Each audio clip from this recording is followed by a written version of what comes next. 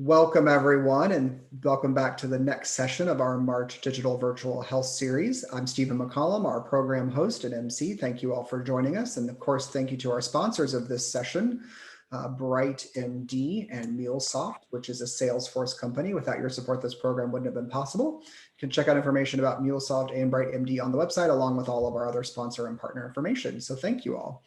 Also wanted to make a little teaser announcement. During our last session of the day at 3 o'clock Eastern, we're going to be making a pretty big announcement about the Digital Virtual Health Series. So make sure you tune in for that during that session. And a couple of housekeeping things real quick. If you have questions for our panelists during this sessions, you can drop them into the chat box, or you can use the raise hand button at the bottom of your screen. If you use the raise hand button, we'll actually be able to call on you live and you can ask your question live. So I encourage all of you to do that. It's a great way to interact. And of course, if you don't want to do that, you can just drop them into the chat box. If you guys could go ahead and click on the chat box for me, make sure that's open. If you look at the bottom, it says to, and it should say all panelists. You need to change that to say to all panelists and attendees so that your answers can be seen by all of the attendees when I put in a few prompt questions here in a few minutes. Of course, I will be dropping a link to the speaker bios in the chat box so you can read the full bios of all of our speakers. And I believe that covers all of my housekeeping announcements. We're super excited to have all of these panelists with us today. Unfortunately, Pam Landis had a family emergency and is not able to join us. So our best goes out to Pam, but I know Mike and Ray and Kevin and Jason will be able to have just as good of a conversation, even though we wish Pam was here. But let's go ahead and get everyone introduced. I'm going to do our quick introductions by name, title, and org, and then I'll turn it over to Rajiv, and we'll have each of the panelists tell you a little bit more about themselves. So I'm just going to go left to right as I see people on my screen. Of course, we have our moderator, Rajiv Leventhal, who's managing editor here at Healthcare Innovation and moderator extraordinaire. We have Jason Rothbart with Mulesoft, which is a Salesforce company. Jason is the Area Vice President of Mulesoft National Payer and Provider. Welcome, Jason. Next up, we have Dr. Michael Woodruff, who is the Chief Patient Experience Officer at Intermountain Healthcare. Welcome, Dr. Woodruff. We have Dr. Ray Costantini, who is the co-founder of BrightMD. Welcome, Ray, and he's also a board member of BrightMD. And then last but not least, we have Kevan Mabbutt. Kevin is with Intermountain as well, and Kevin is the Senior Vice President and Chief Consumer Officer at Intermountain Healthcare. And Kevin, I just learned something about you from your coworker during the pre-call, is that you used to work for Disney. So I think that's pretty cool. I didn't catch that in your bio. So that's pretty awesome and quite the shift to healthcare. But glad to have you here. And thank you all to all the panelists for joining us. And with that, I'm going to turn my camera off. I'm going to turn the session over to Rajiv, and he'll take it away. Welcome again. Great. Yeah, thanks, Stephen, and welcome everybody. Thank you so much for joining us. It'll be great to hear from everybody throughout this next hour. It's a really hot button and emerging topic that we're talking about here, patient engagement and kind of navigating the new experience, building the perfect digital front door. Of course, a lot of what that meant has changed over the last year in response to the COVID-19 pandemic, and we'll get into all of those new efforts and initiatives as well. I know Stephen gave a quick introduction, but I would like each to just go around and spend 30 to 60 seconds to have each of you just describe quickly your role in your organization, and then we'll get into all of the questions and the great topics that we have outlined. Dr. Woodruff, why don't we start with you and Intermountain? Sure. Hi, Rajiv. It's great to be here. Mike Woodruff. I'm an emergency physician by training, been in practice about 2 decades, and I am the Chief Patient Experience Officer for Intermountain, and that role oversees a number of functions for the healthcare system, and that includes patient safety, quality measurement, and patient experience. And we work very closely with Kevin, who's our Chief Consumer Officer, and we're really trying to look at the whole continuum of consumer to patient as being a person's journey. So taking care of whole people, not necessarily taking care of just patients or just consumers, and really great partnership there. So great. Great, thanks, Dr. Woodruff. And I'm sure we're going to hear from Kevin on that because he came from outside the healthcare sector, as Stephen mentioned.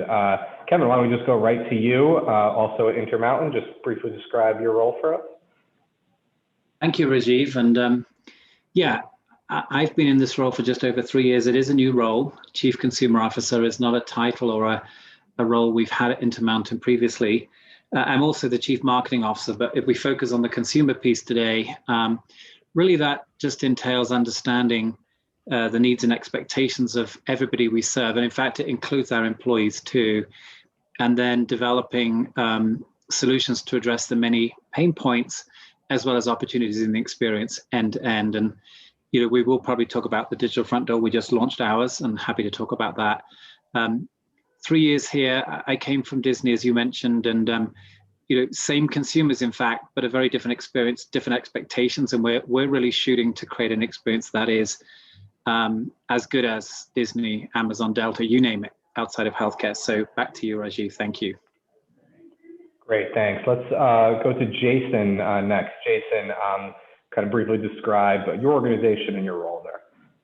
Sure, thanks, Rajiv. Jason Rothbart. I've been with Salesforce and now Mulesoft for about 12 years. I've been working in healthcare most of the time. I think it's a great time to be in healthcare, and as I've mentioned earlier about Disney, trying to bring engagement and the technologies and the experiences that we've seen in other industries to healthcare. So I work at Mulesoft, which is an API platform. The company was acquired by Salesforce about 4 years ago. We're doing lots of work in healthcare right now with innovative customers like Intermountain, for example. And a lot of the use cases we're seeing are around like patient engagement, interoperability, vaccine management, and the like. It's a pretty unique platform, and it's been a lot of fun to kind of bring it to this industry. And I'm sure we'll talk about that a little more later. So thank you. I'm honored to be here. Absolutely. Thanks, Jason. And Dr. Costantini, let's close with you before we get into some of our themes for today's session. Thanks, Rajiv. Quick background on me: internal medicine trained provider, serial entrepreneur, founder at BrightMD. We're a care automation company. Our focus is on building software that helps streamline the clunky and difficult process that patients and clinicians have in interacting with each other. Clinicians spend 70+% of their time really on pretty administrative burden, on things that really don't add value to the patient or provider experience. And our goal is to build software that has made that so much better. And instead of providers having to spend 15 minutes of a 20-minute visit in a computer, they're now able to deliver care in about 2 minutes of total time and get that care to patients in just minutes, reducing the cost and making that a whole lot more accessible and delightful for both the patient and the provider in the process. So I'm excited to have this group together because it brings together technology solution company executives and provider organization executives who have really had to work together, of course, throughout this last year, throughout the pandemic, to continue to innovate, to continue to market and outreach to their patients in so many different ways, from making sure that it's okay and it's safe to come back in, to simple outreach, just giving information about the crisis and how it's evolving, making sure that they're getting the right, truthful, and accurate information, to things like building the digital front door and going virtual for care delivery. And all of that put together has created a really different and new patient engagement and experience environment. And to start, when we think about where things really started to change a year ago, in the era of social distancing, provider organizations, as I said, have had to really find new ways to engage their patients without those in-person interactions that we're also used to. Technology, of course, was at the forefront of most of these efforts. Let's start on the health system side. Dr. Woodruff, what from the Intermountain perspective, what were the most notable undertakings and actions that your health system took in this area to evolve their patient engagement strategies to respond to the crisis last spring? Thanks, Rajiv. Well, I'll start, and then I'm sure Kevin can fill in some detail as well here. I think a number of things come to mind. First is that we were well situated because of our investment in telehealth and teleservices before the pandemic. And that allowed us to really not necessarily bring every single COVID patient to our big COVID hub hospitals, but rather to be able to reach out with expert consultation into our communities. It really supports our mission of keeping people closer to their homes for their care and supporting local teams. We've got a very large geographic spread in our system, and we have a number of small rural hospitals, but we're able to provide that level of expert consultation that you'd find in a tertiary or quaternary hospital out in the community, which is really phenomenal and helped us provide a really high level of service to our communities throughout the pandemic. I think the second thing I'd say that we did is we really leaned in on the basic technology. So this doesn't have to be super fancy. I was on shift the first time we did a drive-by evaluation of a patient. We got a phone call that someone needed a COVID test who had just traveled out of the country. And this was early when we didn't know much about COVID. And we didn't know how infectious it was really. And we didn't know all the signs and symptoms. And so we called her on the cell phone and said, hey, how would you like to be seen? And she actually would prefer not to come into the clinic. And so we met her in the parking lot and were able to do an evaluation, and that was with pre-registration, and really meet her where she was in order to provide that service. So I'd say that it doesn't have to be super complex. It's about meeting people where they are. And the last point there is that we really leaned in hard on understanding what families and patients needed in terms of visitation policy in our facilities. And that's ambulatory and inpatient. Being disconnected from families because of the social distancing requirements for COVID was one of the biggest emotional impacts on our patients and on our care teams. And so we leveraged everything we knew about science and everything we knew about humanity to ensure that we could have the most sensible visitation policies. And we're actually able to allow visitors throughout the whole pandemic for most patients. And that took a lot of management of messaging in the community, but also took some basic technology with iPads and cell phones as well. Kevin, what did I miss there? That's great, Mike. As well as having embarked on the telehealth journey some years before, we had also, a year or so before the pandemic broke, begun our work on development of the DFD. And so one of the things we did right at the beginning of the pandemic was to sort of spin out of that work an online symptom checker specifically for COVID, because this is a time back in sort of April 2020 where there was a lot of uncertainty, misinformation, concern about PPE, concern about obviously infection. And so this was a way in which people could go safely online, get a good sense of whether they should go further in getting it checked out, and keeping PPE resources not being overutilized, but also keeping people safe. And that just got incredible traction very quickly. And, as we've gone on, then kind of extending that into just online scheduling for testing, for vaccinations. I mean, we've just rapidly transformed to digital. Things that were probably causing us pause and can we operationalize? How does that work culturally? We just jumped in and did it. And, all of the barriers came down. And, so I'll probably end there, and I know we'll talk maybe a bit more about the DFD later on. Yeah, absolutely. We're going to get into the digital front door initiatives. And, Michael, a couple things I thought you said were really interesting around kind of making sure that you were coming up with a thoughtful, humanized approach to safely allowing visitors, but not just completely restricting. And I think that's really important when you think of all of the disconnections and the isolation that happened over the last year. That's really fascinating. On the solution side, Ray, what can you give us about the learnings around, how BrightMD has been able to sort of help their clients, and what you've seen and heard about the technology that they're using to, kind of shift their patient engagement strategies over the last year or so? One of the things that we've found for a long time, and in fact, one of the things that we were really founded on as a company, was the idea that part of what has dehumanized the experience of care, both for patients and for providers, is technology. And it's not technology itself that's done that. it's in a lot of ways, it's that we've used technology that wasn't built to enhance those experiences.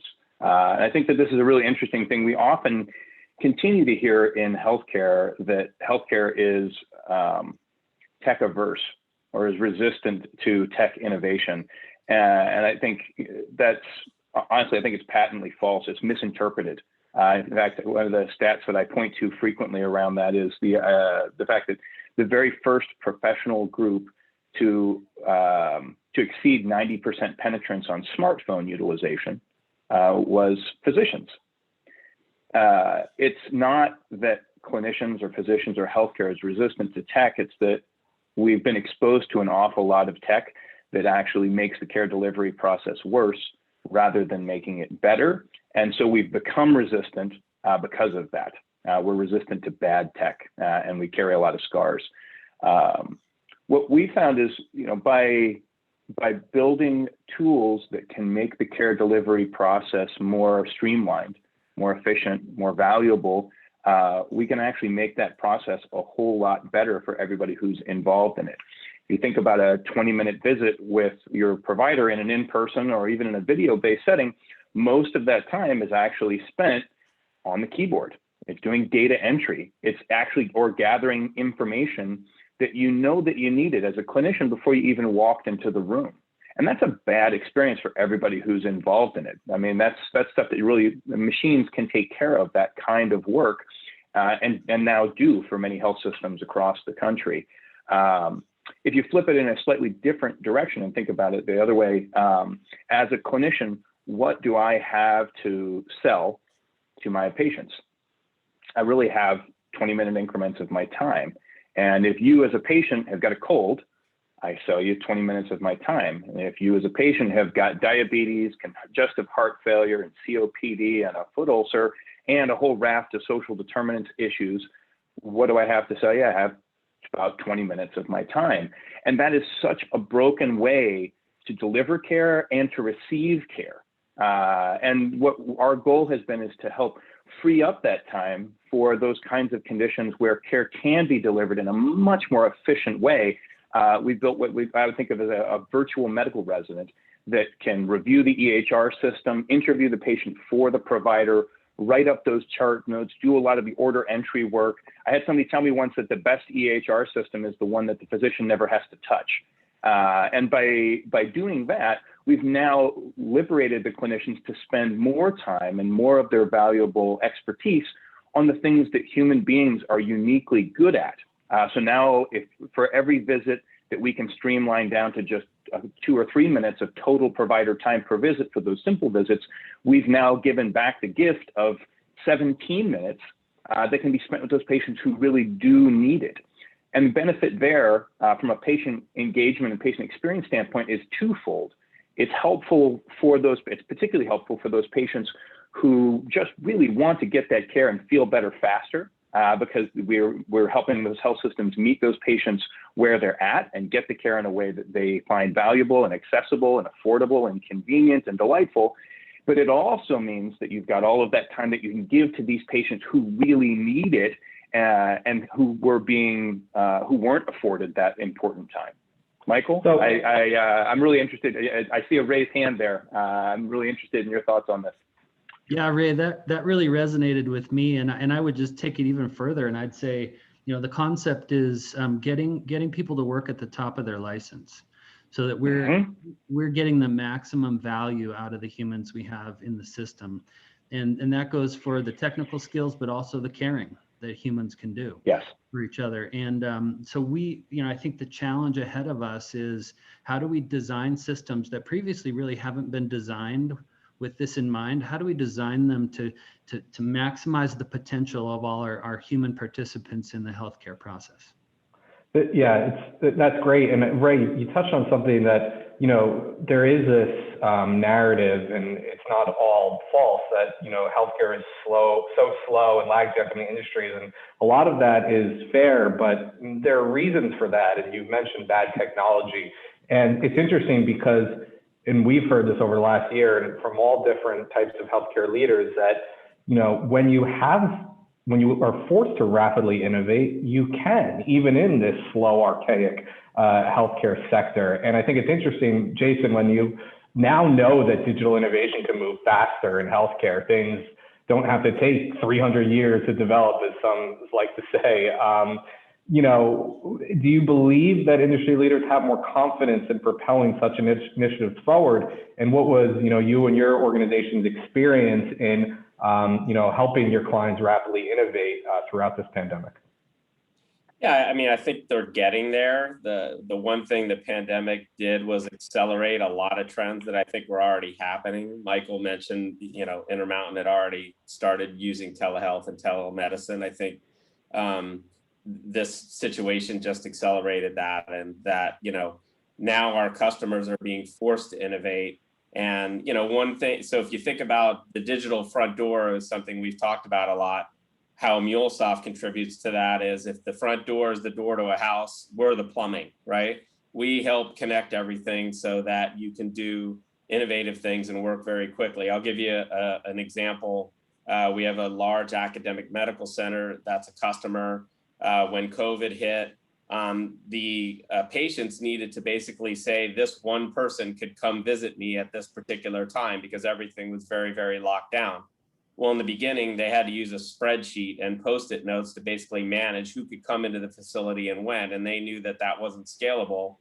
And basically, they had already had APIs attached to Epic that were being run by Mulesoft.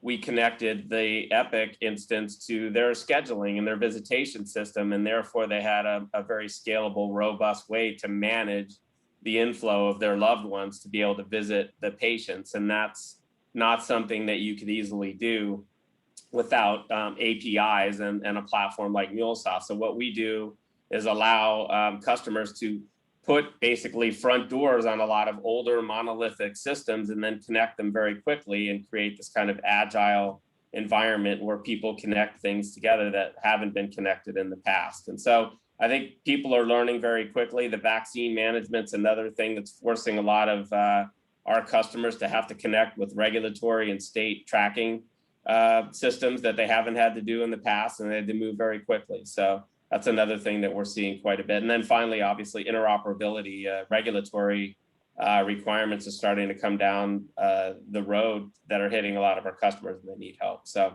the answer to your question is, I think we're getting a lot better, but we have a long way to go.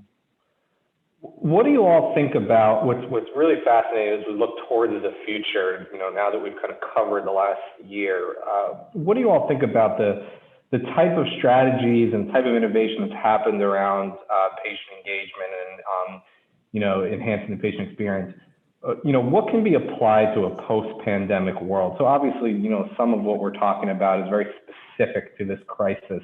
But when you think about down the road, hopefully not too long, when we are past this pandemic, you know, what have we learned that will stick around in, you know, health system operations perhaps forever? Ray, what do you think about that? Oh my gosh, I hope a lot of it. I mean, I think, you know, if we talk about specific solutions that are around COVID, like getting patients scheduled for their vaccines or helping to direct those patients to different modalities of care around COVID specifically, I mean, I think that we're very much missing the bigger picture of what is happening here. I think we've had a fundamental shift in the industry. I think healthcare has been forced to embrace the patient as a consumer.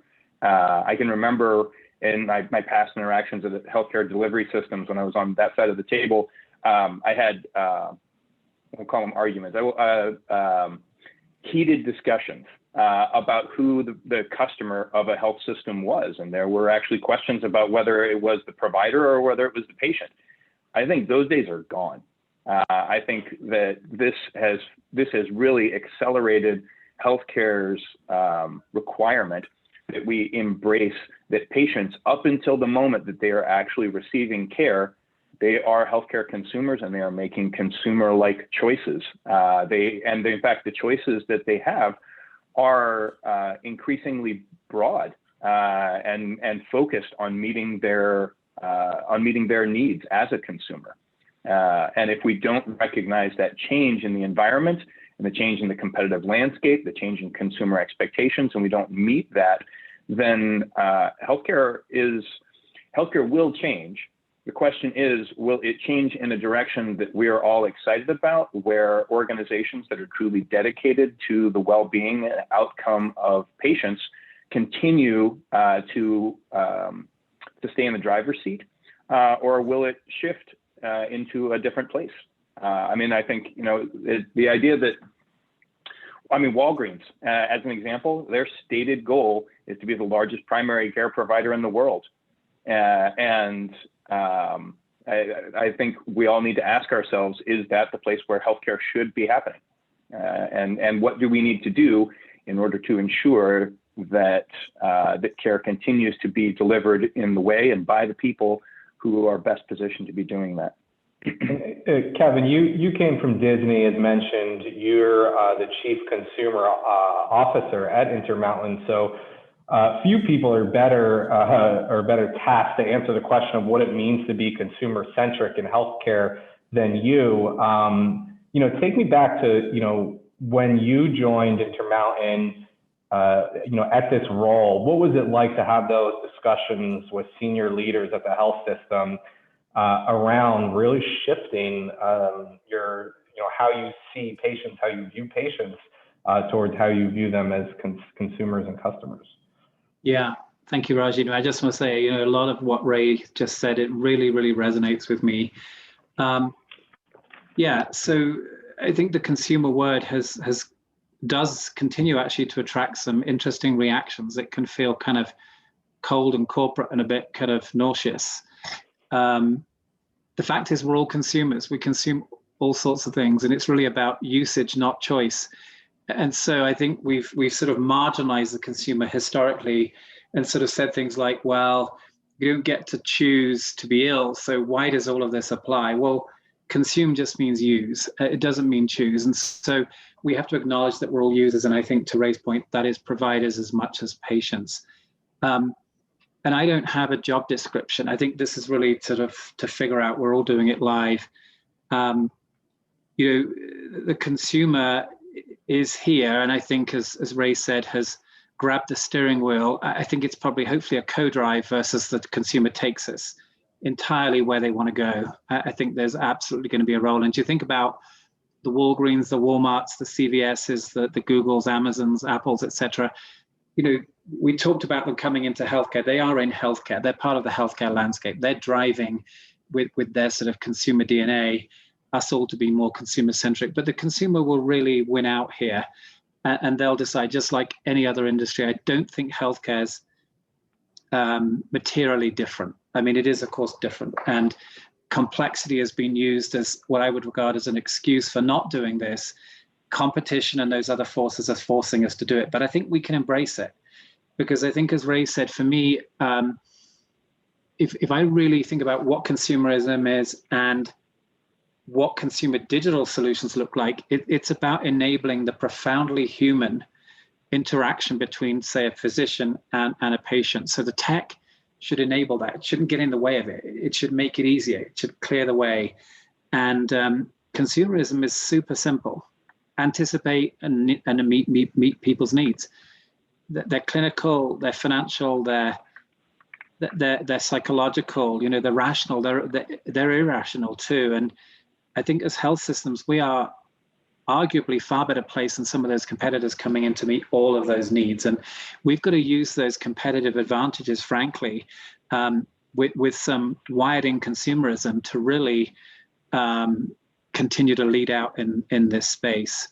I did a session at Cleveland Clinic once around humanism meeting consumerism, as if that would be some titanic fight to the death. But consumerism is absolutely embracing of humanism. It's just understanding those holistic needs and meeting them. And we tend to quickly sort to the digital, which is a piece of it. But I don't think we should fall into the trap of trying to compete only on digital with those kinds of players. We can do that. We can partner with them, but we can differentiate in all sorts of ways too. Ray. Kevin, I'm really interested in how you're thinking about that in particular. The digital front door to me is a fascinating thing. I think that there's both promise and a trap potentially there. And I think about how I've seen a lot of healthcare delivery systems think about the digital front door. It often makes me think about the response that Blockbuster had to Netflix. Netflix went digital, purely digital, and Blockbuster's response was, well, you know, what'll be even better is this blended response where you can go online and reserve your movie and then go drive and pick it up. It was a digital front door to a traditional bricks and mortar experience. And I think healthcare needs to have that because we can't be purely digital. There are too many things that actually involve a laying on of hands and some kind of a procedure. But you know, how are you thinking about that? That complexity of making sure that we're not just putting, well, to be a little pejorative, putting lipstick on a pig in that digital approach to what needs to continue to be, at least in part, a bricks and mortar experience. Yeah, it's a great point. And I think, you know, the trick is starting with the consumer and being very single-mindedly focused on the consumer. You know, the tech, it's all possible. It's not what can we do, it's what should we do. And I think, as was mentioned earlier, there's a huge healthcare graveyard of shiny digital objects that just had no particular use case. And so we are very focused as we think about our digital front door on finding, managing, and paying for care, not through how we think about it or structure ourselves, but how the consumer needs to think about it. And we co-designed it with consumers. We try to make it intuitive. We try to empower them. And the entire way it's architected is to be as humanistic as you can make technology by anticipating and guiding people through the journey. But I think one of the keys, and Disney is absolutely a good example of this, is don't just chase the digital for all the reasons that Ray's just mentioned, but be very focused on the transition from the digital to the physical. Like, so now we can have you schedule online in the palm of your hand, but then if you show up and we're running late and we didn't think to tell you, that goodwill and experience gain has been dropped in a second. We can now enable you to text back and forth with your provider, but if the provider's not in the habit of returning text, it's sort of, again, it's another pain point you've introduced. So you've got to be very focused on the end-to-end, the holistic, and all of the transitions between the human and the digital. To me, I think, Ray, a lot of the digital should be about removing the overdraft in the bank account. So when you get to that physical interaction, the friction has been eliminated. Then you can have that great 20 minutes that you've been talking about, not distracted by tech, but actually present in the moment. So I do think digital is oftentimes about removing a lot of these friction points and pain points to really enable the core of what healthcare is to shine. Yeah, and Ray, offline, you mentioned, you know, there were similar concerns when we switched to self-checkout, you know, registers, and we removed that, you know, into personal interaction. Same with ATMs. We removed, you know, going to the teller to take out money. It is really a fascinating discussion thinking about maintaining human authenticity through digital platforms, right? Yeah. I truly believe that the best way for us to be doing that is to be making sure that we're recognizing when it's valued by the patient and valuable to the care delivery process, and then removing all the stuff that's not. And I think Kevin, Michael, Jason, I think all of you guys are talking about those things, whether it's the infrastructure that allows that data to flow to the right places, or whether it's the thought process about what truly needs to be happening to empower the care delivery process, and which of those things are artifacts of 500 years of care delivery muscle memory. I think it's a really fascinating process for us to be at this crucible moment in healthcare and to be rethinking how these kinds of things can and candidly should be happening. Yeah, I think it's important also as we design these experiences and processes, they're also agile and flexible because we all have different expectations and want to be communicated to or get signals on different channels. And so you can't build like one experience. It's got to be an experience with lots of different offshoots to address the fact that senior citizens might be want to communicate it one way, a young parent might be communicated with or have a different experience. We have to build agility and and different kind of channels into what we do. Jason, that's an interesting one. I'll give you an example of a slightly different approach that I've personally found to work. If we start segmenting that way, I do think that it's important for us to be understanding the needs of our different patient and healthcare consumer segments and meeting those needs.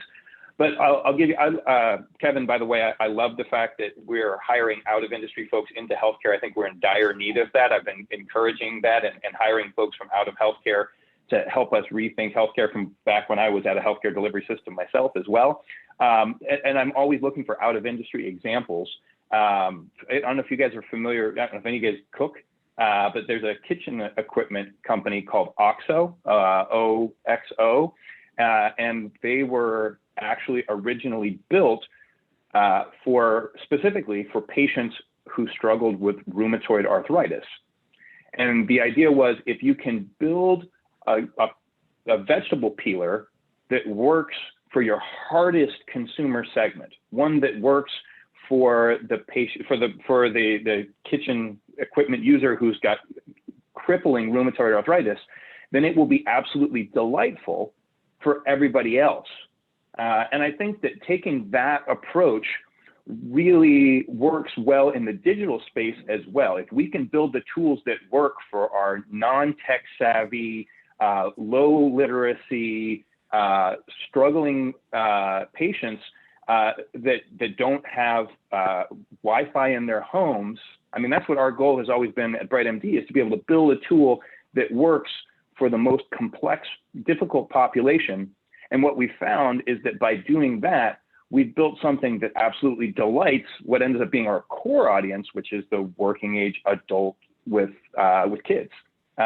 So I think sometimes it is necessary to specifically build tools for those segments. What I've personally found to be better is to build tools that work for the hardest segment and delight everyone else. And I'm really interested in what other people have found around that as well.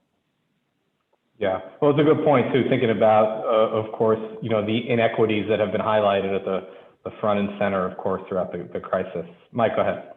Yeah, Ray, I just wanted to just highlight the patient co-design or the consumer co-design that you're talking about. Well, one thing we've done really well in healthcare is assume that we know what's best for people.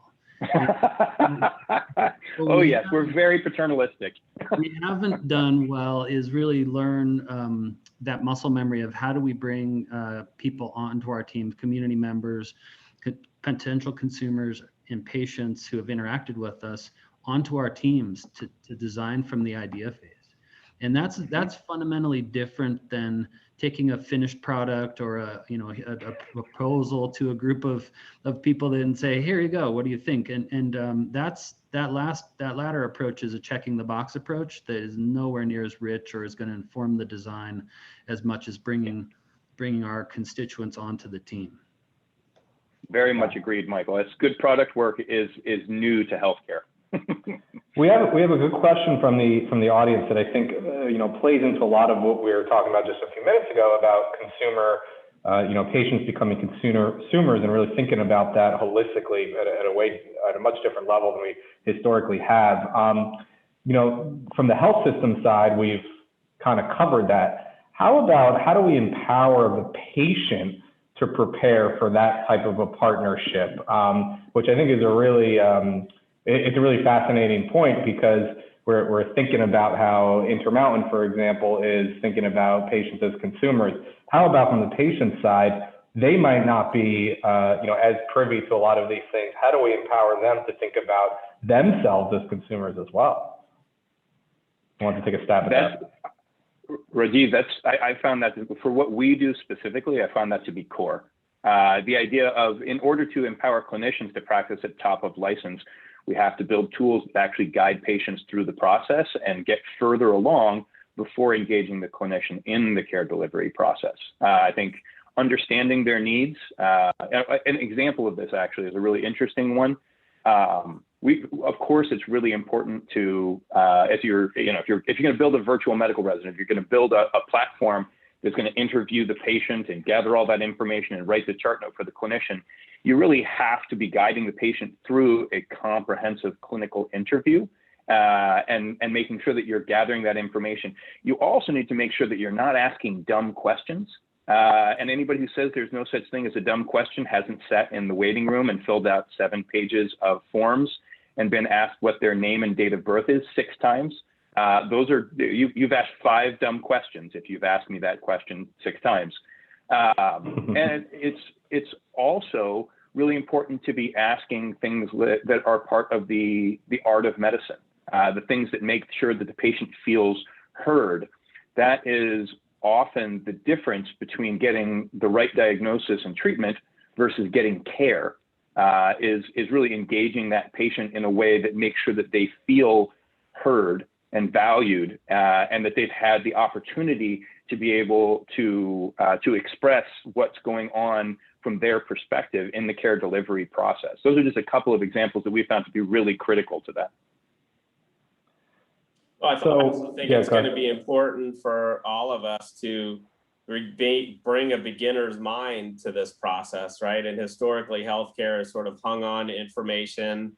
Say, I own the patient record, or all this data is locked up, and the patient only gets to see it when they come visit us. And we kind of blow all that up and think about how can that be different, and how can the patient own that process more? They need to take responsibility as well to take care of themselves and follow through on meds or exercise or whatever, but we don't really have a good way of communicating that with patients or holding them accountable.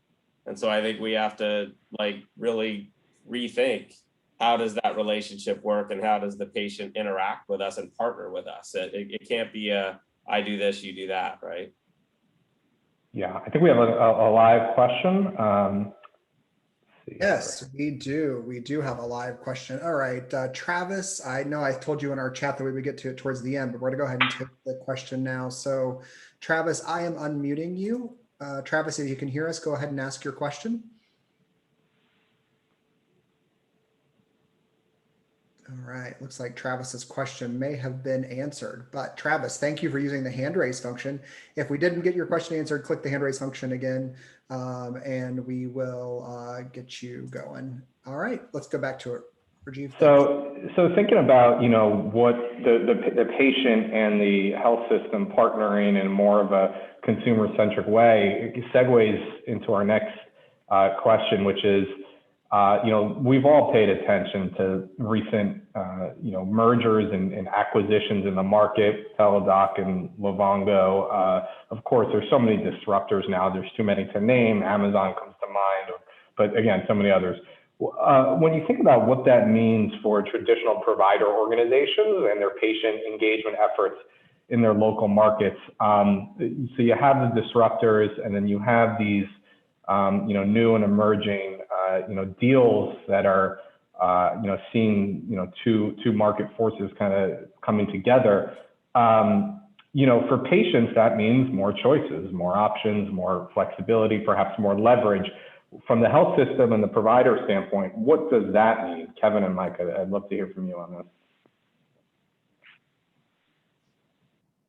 Yeah, well, I'm happy to start. And just a final point, which I think bridges to this from the last discussion, just to pick up on what Ray and Jason were saying, this notion of the healthcare consumer being new. I mean, I think they've always been consumers, just with very low expectations and a very poor experience. They just haven't had that empowerment or expectation. And so I think one of the changes needs to be cultural. Quite often I'll hear people say, well, and they typically are on the provider side, well, if that's true, then I'm giving up something, as if this is a zero-sum game. And I think consumerism isn't so far from the purpose of healthcare as we talked about earlier, and partnership is the key. I think it's also the key as to what you just mentioned, Rajiv, as disruptors come in.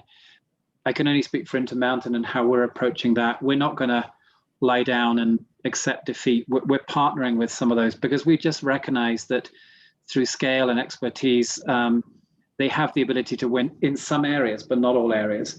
So where they can disrupt us, and we're an integrated system, we're trying to partner to scale and accelerate our growth in some of those areas. But we're also, and again, it's becoming a bit of a cliche, but disrupting ourselves. So changing sort of in a root and branch way all of what we're doing, just challenging how we've done things before, how we deliver care, how we compensate for care, how we, all of our workflows. So that's what we're doing. In a nutshell, it's partnership and self-disruption. And when you think about who is going to stand, how the winners are going to differentiate themselves and kind of stand atop those others in this new world of disruptors mixing with traditional organizations, what will distinguish? What will be the distinguishing factors that determine those who kind of come out on top? Jason, any thoughts?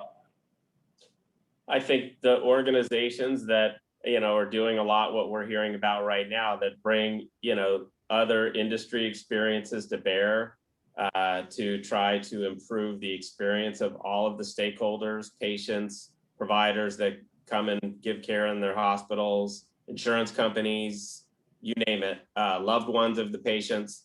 I think it's a beginner's mind attitude. I think there's just a lot of assumptions and mythologies around how that patient experience has to work, and we have to really be steadfast in saying, hey, we could do way better, but we've got to rethink how we're going to do it. And then finally, a lot of agility. I mean, that's one of the areas where I think our organization helps is companies are going to have ideas. They need to go bring this engagement system into their portfolio of solutions for the experience, or this data that's sitting over here.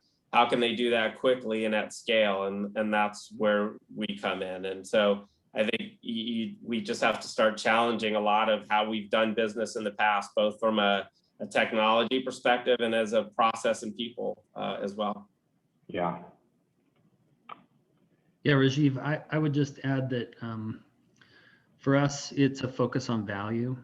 And that's value certainly defined by the healthcare system in terms of outcomes and safety and quality, but also, even as importantly, how do the people we're treating, how do they define value and what matters to them? We've essentially seen that our society, by and large, has adopted a digital way of doing business for many of the daily functions of life, for communicating, for socializing, for banking, for all the things that we thought we would never do digitally, or at least some of us thought that. That's been largely embraced. And it's up to us to meet the challenge of either be disrupted or figure out how to innovate and get on the platforms that people have told us they know how to use and they want to use. So the fact that everyone's on a phone doing all this stuff is a strong signal to healthcare that we need to be able to do as much as we can on their phones, because that's where they want to operate. And I love, Jason, your beginner's mind. It's really a growth mindset, an outward mindset, a beginner's mind of, we got to rethink this from the there's nothing is immune to this rethinking of how we need to do things differently. Yeah. Another good question from the audience. We discussed reducing these inequities and disparities. How can technology be used to best incorporate critical support around addressing the social determinants of health? It's really a great question that is kind of the next frontier, really using or identifying the social determinants of health factors that are really important, and then using technology to address them. Is anybody doing work in that area that we could share some of those lessons learned? Or if, I think if at a high not, level, I remember I think talking to a customer about how they, with the customer's permission, sharing like their Safeway or their shopping list with their provider, and they could see whether they were buying healthy food or not. And that, often someone's outcome or ability to respond to a treatment has less to do with the medicine they're taking or the doctor they see, and whether they're eating well, they're getting exercise, they have a place to live. And a lot of the data and signals around those social determinants are not in the healthcare system. So you have to reach out and connect and have visibility into these other determinants to be able to then proactively help those patients. But it's certainly not an easy problem to solve. Yeah, I think the principles of applying it in a social determinant setting are not different than what you need to do anywhere else. You need to understand the pain that's being experienced there. You need to bring in the information, or you need to bring in the data, to Jason's point. But then one of the interesting things that I've seen consistently, particularly in healthcare, is that there's often this confusion between data and information, and even more so the difference between data and actionable information. I mean, bringing in, well, I'll actually, instead of a shopping list, I'll even go to something that's more obviously healthcare related, a glucometer. You know, I mean, for patients who have diabetes, you know, they're using their glucometer and they're gathering that information multiple times a day. The truth is, you bring that information into your clinician, unless you are a brittle diabetic who is working specifically with an endocrinologist to enhance a very complicated and unusual situation, your clinician doesn't have the capacity to be able to go through your glucometer data and act on it because it's not going to be impacting their care delivery. That's information that's supposed to be used in the moment of care, in your moment of care at home, to figure out what food you should eat or what medication you should be taking. And so bringing in the right information, or bringing in the right data, and figuring out what is useful and what's not useful, and then transforming that data into the most actionable, usable format possible, is the only way that we're going to go from, right now we have clinicians that are drowning in an ocean of data, and we're handing them glasses of water. We've got to take a different approach. We've got to say, okay, we know you're drowning. Here's tools that make that process easier, that make it more actionable, that make it so that you can bring more value to your patients. I think that that's a really key piece, and the social determinants is another example of that. You know, if we bring a ton of information about social determinants to clinicians, and we don't put it in the hands of the folks who are supposed to act on it, and we don't put it in a format that is easily actionable, then nothing happens. And we just end up with more data and no change in how things actually happen. A few more questions before I want to get to a wrap-up closing thought from each of you. Stephen, I think we have one from the chat that you want to handle. We do, but I need to scroll through this very active chat and find it. I lost it. So why don't you take one out of the Q&A box, and then we'll come back to it. I'll ask that question. Yeah, great. Lots of engagement in this session.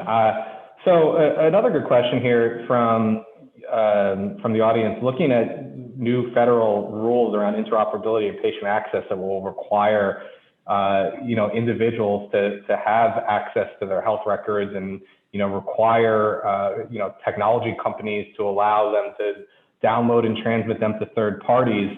How do you think that will be a driver as a way to, or do you think that will be a driver to increase patient engagement in the future? I think it's a good next frontier type of a question. I do. I think what will happen and what we see is when you create that interoperability solution, APIs that kind of liberate this information to address regulatory challenges, then you can reuse them for other things, right? Like enhancing the Intermountain mobile phone experience or whatever. So by taking that information and making it available just to satisfy the government, the idea would be then reuse that technology or that data, and then put it together in new clever ways with a new experience or new engagement, using that to be able to send a message to someone on SMS because that's how they prefer to be communicated to, whatever. So that's the key. Don't think of it as, wow, somebody's forcing me to do something. Think about it as, I'm putting a spigot on a really important piece of information that then I can go use elsewhere. That's what we think. Yeah. Jason, I couldn't agree with you more about, sorry, Michael, go ahead, please. Go ahead, Ray. Go ahead, and then I'll comment. I was going to say, I couldn't agree with you more. I think, in fact, I would say that folks who continue to use the regulatory pace of change as the benchmark for what needs to be happening in healthcare are going to be left behind. Especially with the change in competitive landscape, there are a whole lot of folks that are thinking really creatively about how to not be hobbled by regulatory barriers. and those who continue to use things like payment as an obvious one as a crutch are going to limp along, and there are going to be a whole lot of people that will pass them at increasingly rapid rates. We can't continue to let that be the hurdle that we've allowed it to be in the past. Yeah, Ray, I think that gets back to how we keep this authentic for people. If we're pursuing these initiatives just to check the boxes or to avoid fines or to increase our operating margin, guess what? People can tell. If we're building solutions to delight people and to meet them where they are and to improve access and to improve the value that they receive in their care, that's a whole different game. And that's where we need to be coming from. Yeah, I think regulation has to be a floor, definitely not a ceiling, and not even a catalyst, as Ray and Mike are saying. But I think the key, this is another one where, because it's possible, doesn't mean it's going to gain traction with the consumer. So we've got the value prop and that behavioral change has to be inspired in our consumers.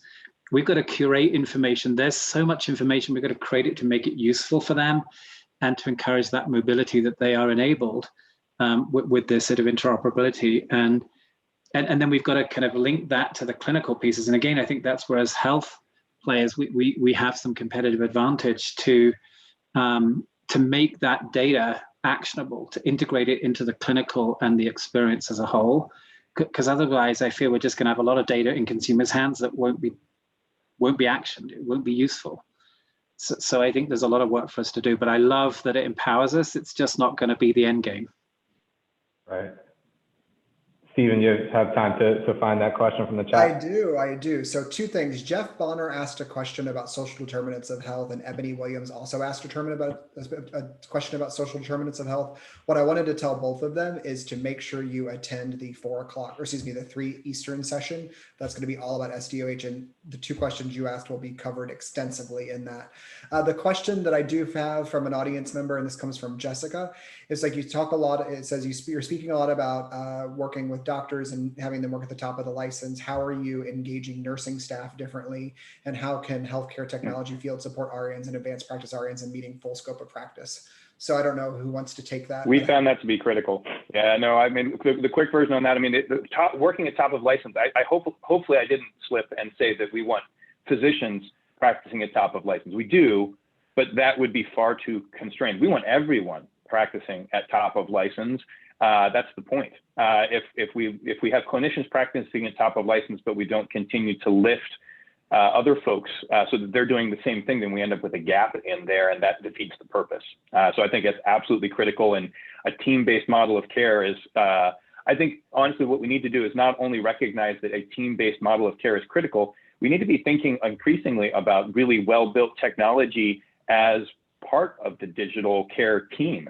It is part of how we lift folks to their top of license, how we empower them, and in fact, can even be playing a role. When I think about, again, that virtual medical resident that we've endeavored to build at BrightMD, that's the point, is we want to be giving you a digital team member that can be augmenting and supporting those other folks that have to be working with that information and with those patients. It's definitely not limited to only physicians. Wonderful, thank you. And so Rajiv, I'll turn it over to you to wrap up. Great. Yeah, I wanted to get to another, actually, we only have 2 minutes. So let's wrap up with one closing thought in terms, let's ask this.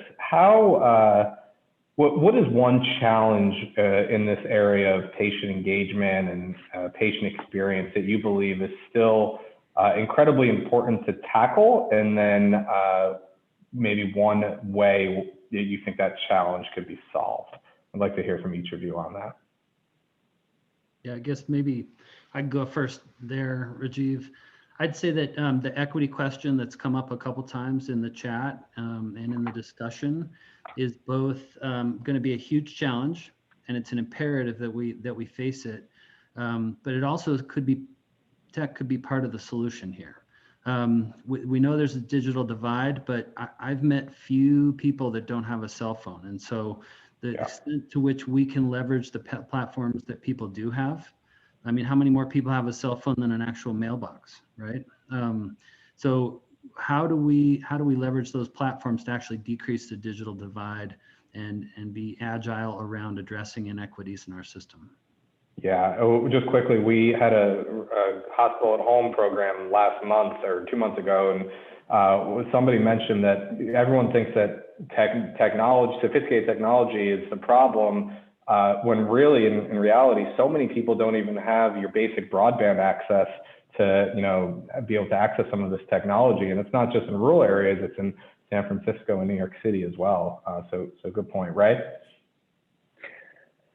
I'm going to cheat and give two, and I'll make it really fast. So one of them, I think, is we need to increasingly align incentives around what healthcare actually should be. I think the fee-for-service has grossly misaligned the incentives of healthcare delivery systems from the interests of patients.